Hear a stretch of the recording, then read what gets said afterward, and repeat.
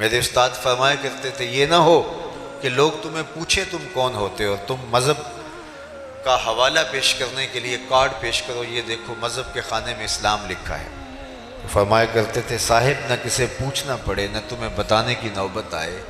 تمہاری وضاحت، طرز زندگی، انداز معاشرت، تمہارا کیا ہوا وعدہ،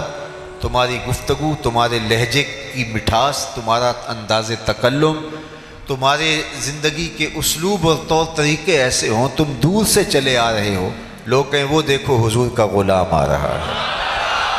نور آنکھوں میں تو چہروں پہ اجالے ہوں گے، مصطفیٰ والوں کے انداز نرالے، دنیا میں بھی ان کے دم سے مقدر چمکا، محشر میں بھی ان کی رحمت کے حوالے ہوں گے۔ تو اگر ہم ساری زندگی شکریہ ادا کرتے رہیں پھر بھی حق کے شکر ادا نہ ہو، خدا شناسی تو بڑی دور کی بات ہے، ہم خود شناس بھی نہ ہوتے اگر حضور نہ آتے، ہمیں تعقل ذات بھی نصیب نہ ہوتا، من کا عرفان بھی نہ ملتا، خود ہی سے آگہی نہ ملتی، ہمیں یہ بھی نہ پتہ ہوتا کہ ہم کون ہیں۔ اور مجھے بتاؤ جس کو یہ بھی پتہ نہ ہو کہ میں کون ہوں اس کے پلے ہوتا کیا ہے؟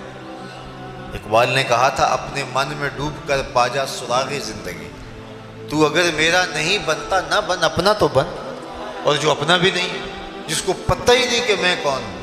22 گریڈ کا افسر ہو اور درجہ چہارم کے ملازم کو سلوٹ کر رہا ہو تو لوگ کہیں اس کو پتہ ہی نہیں ہے کہ اس کا منصب کیا ہے۔ اشرف المخلوقات ہو، وَلَقَدْ كَرَّمْنَا بنی آدمہ کا تاج سر پہ سجا ہوا ہو، مسجود الملائکہ ہو، مقصود کائنات ہو، لیکن وہ مٹی کے مادھوؤں کے چرنوں میں اپنی پیشانی کا تقدس پامال کر رہا ہو، وہ پتھر کے اصنام کو اپنا معبود مان رہا ہو، تو بتائیے کہ پھر وہ کھڑا کہاں ہے؟ انسان کی تاریخ اتنی شرمناک ہے، اس نے اجرام فلکیہ کو، اس نے مظاہر فطرت کو، بہتے پانیوں کو، جلتی آگ کو، چلتی ہواؤں کو، حشرات الارض کو، چوپایوں کو، بلکہ یہ مچھلی پکڑنے کے لیے کانٹے کے ساتھ جو کیچوا لگایا جاتا ہے اس نے اس کو بھی اپنا معبود مانا ہے۔ ایک زمانہ انسان پہ ایسا بھی گزرا ہے کہ اس نے حشرات الارض اور کیڑوں مکوڑوں، سانپوں اور بچھوؤں کو اپنا خدا مانا، تو اسے پتہ ہی نہیں تھا کہ میں کون ہوں۔ جو چیزیں اس کی خدمت کے لیے بنائی گئی، نوکری کے لیے بنائی گئی، هو الذی خلق لکم ما فی الارض جمیعا، اس پہ شاہد عدل ہے کہ کائنات کا چرخ تو انسان کے گرد گھوم رہا ہے، لیکن یہ درختوں کو، حشرات الارض کو، سواریوں اور جانوروں کو اور مظاہر فطرت کو اپنا معبود سمجھ رہا ہے۔ حالانکہ درخت اس لیے پیدا کیے گئے تھے اسے آکسیجن فراہم کریں، اسے چھاؤں دیں، اس کو پھل فراہم کریں، اس کے ایندھن کے کام آئیں، یہ ان کو اپنا معبود سمجھ رہا ہے۔ اجرام فلکیہ اس کی راہوں میں روشنی اجالنے کے لیے، اس کے ذوق نظارہ کی تسکین کے لیے پیدا کیے گئے تھے، یہ ان کے سامنے ماتھا ٹیک رہے ہیں۔ یہ پتھر، یہ اصنام، یہ ساری اس کی خدمت کے لیے چیزیں پیدا کی گئی تھی،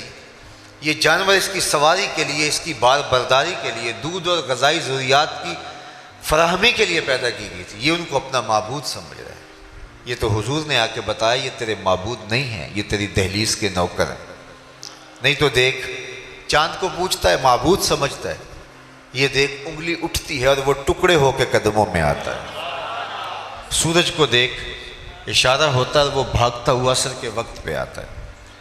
درختوں کو میں ہی نہیں جا کے تو ہی کہہ دے تمہیں اللہ کا رسول بلا رہا ہے، تو درخت کے قدموں میں سلامی بھی دیتے ہیں، سجدہ ریز بھی ہوتے ہیں۔ اب انسان کی آنکھیں کھلتی ہیں، جن کو میں معبود سمجھ رہا تھا وہ تو میری دہلیز کے نوکر نکلے، شمس و قمر اشاروں پہ بھاگ رہے ہیں، درخت سلامیاں دے رہے ہیں، پتھر ابو جہل کی مٹھی میں ہیں، کلمے محمد عربی کے پڑھ رہے ہیں صلی اللہ علیہ وآلہ وسلم۔ اب اسے سمجھ آئی کہ میں کون ہوں، اور اپنے آپ سے اس کی ملاقات ہی تب ہوتی ہے جب حضور کی دہلیز پہ آتا ہے۔